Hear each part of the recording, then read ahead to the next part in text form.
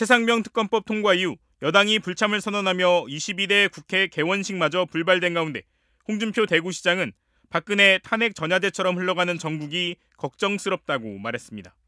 홍 시장은 오늘 SNS에 거대 야당의 폭주, 일부 당대표 후보의 동조, 얼치기 여당 중진의 부안해동, 야권 성향 언론의 극성, 탄핵 청원의 시작들로 이어지는 일련의 사태가 또다시 광화문 촛불로 가는 서막 같다며 이같이 밝혔습니다. 최상병 특검법을 자체 발의하겠다는 한동훈 후보의 입장과 어제 안철수 의원의 특검법 표결 찬성 등을 거론한 것으로 해석됩니다. 홍 시장은 또다시 2017년 탄핵 사태가 재발하면 나라만 불행해지는 게 아니라 이 나라를 지켜온 한쪽 날개인 보수우파 진영은 괴멸된다고 주장했습니다. 그러면서 2017년에는 화양연화 한동훈이 수사로 우리를 괴멸시키려고 했지만 이제는 정치판에서 우리 스스로 괴멸당할 위기에 처해 있다며 모두 정신 차려야 한다고 덧붙였습니다. 앞서 한동훈 후보는 지난 2023년 2월 당시 법무부 장관으로 국회에 나와 자신이 검사로서 가장 아름다운 시절, 화양연화는 문재인 정부 초기라고 말했습니다. 원희룡 당대표 후보도 민주당의 탄핵 시계는 시작됐다며 최상병 특검법 등으로 야권에 끌려가다 보면 어느 순간 어게인 2017년이 될 수 있다고 주장한 적이 있습니다. 국회 국민동의청원 홈페이지에 올라온 윤석열 대통령 탄핵소추안 즉각 발의 요청에 관한 청원은 오늘 오후 3시 기준 117만여 명이 참여한 상태입니다. 지난 1월 김건희 여사가 대국민 사과 의향을 보낸 메시지를 한동훈 당시 국민의힘 비대위원장이 이른바 익십했다는 주장이 제기된 가운데 한 후보 측은 대통령실 차원에서 공적 창구로 처리돼야 할 문제라는 입장을 거듭 밝혔습니다. 한동훈 당대표 후보 캠프의 신지호 총괄상황실장은 오늘 기자들과 만나 여당 비대위원장과 용산의 소통은 공식 채널을 통해 이루어져야 한다고 판단한 것이라고 말했습니다. 신 실장은 해당 문자가 온 것은 1월 19일로 확인된다며 유사한 문자가 온 게 한 번은 아닌 것 같다고 설명했습니다. 김 여사가 비슷한 취지의 문자를 여러 차례 한동훈 당시 위원장에게 보냈단 겁니다. 신 실장은 그러면서 한 후보는 김 여사의 문자를 받기 전부터 사과 필요성을 수차례 대통령실에 전달했다며 비서실장, 정무수석 등을 통했다고 밝혔습니다. 앞서 한 후보도 비슷한 입장을 밝혔습니다.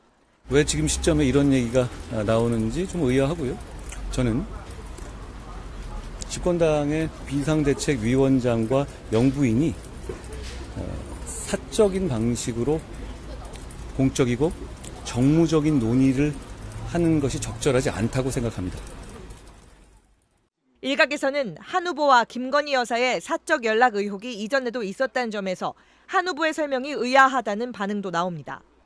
당권 경쟁자인 원희룡 후보는 공적이고 정무적 일을 사적으로 상의하지 않는다는 분이 윤석열 검찰총장 시절에는 왜 그리 문자를 많이 주고받았냐고 꼬집었습니다.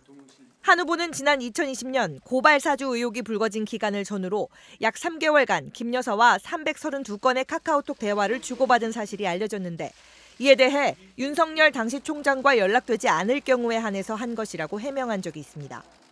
다만 한 후보의 해명처럼 김 여사가 자신의 사과 문제를 한 후보와의 사적 연락을 통해 논의하러 한 것 자체도 문제라는 지적도 나옵니다. 더불어민주당 박지원 의원은 김건희 여사가 한 위원장에만 문자를 했겠냐며 세간의 김건희 공천 개입설, 국정 개입설이 파다하다고 주장했습니다. 개혁신당 천하람 원내대표는 이제 와서 이 같은 문자를 공개한 건 반윤 후보임을 낙인 찍어 전당대회에 개입하려는 것이라며 김 여사는 전당대회 개입을 멈추고 지금이라도 사과해야 한다고 촉구하기도 했습니다. 윤석열 대통령 탄핵소추안을 즉각 발의해달라며 국회에 올라온 국민청원이 동의 100만 명을 넘었습니다. 청원 2주 만입니다. 오후까지 대기 인원이 1, 2만 명에 달할 정도로 청원에 동의하려는 접속자들이 몰렸습니다. 더불어민주당은 국민들이 혼내고 회초리를 들어도 대통령이 요지부동, 마이동풍이니 100만 명을 넘은 거라고 일갈했습니다. 이 청원은 이미 상임위 회부 기준인 5만 명을 훌쩍 넘겨 소관인 법사위로 넘어가는데 민주당은 청원을 심사하며 탄핵 청문회까지 열 수 있다고 예고했습니다. 청원 내용에 대한 심도 있는 심사를 진행하기 위해서 필요하다면 청문회 등의 절차 역시 실시하겠습니다. 야당들은 청문회를 열고 필요하면 윤 대통령을 직접 출석시키자 이미 국민에 의한 정치적 탄핵이 시작됐다고 가세했습니다. 3년도, 석 달도, 3일도 길다는 국민이 먼저 시작한 청원입니다. 그러니 국민의 뜻을 받아 본인에게 물어봐야 하지 않겠습니까? 여당은 탄핵 청원은 국민 자유지만 탄핵 사유가 없는 건 명백하다며 문재인 정부 때도 있었던 일이라고 밝혔습니다. 지난 문재인 정권에서도 청와대 국민청원에 140만 명이 넘는 국민이 문재인 대통령에 대해서 탄핵을 해야 한다 하는 청원을 했었죠. 문재인 정부 시절 청와대 홈페이지에 있었던 국민청원 게시판에는 탄핵 찬성글이 올라와 146만여 명이 동의한 바 있지만 반대로 대통령을 응원한다는 글도 150만 명의 동의를 얻었습니다. 하지만 윤석열 정부에는 해당 게시판이 사라지면서 국민들이 국회 청원 게시판으로 몰려가 의사를 표시하는 걸로 보입니다.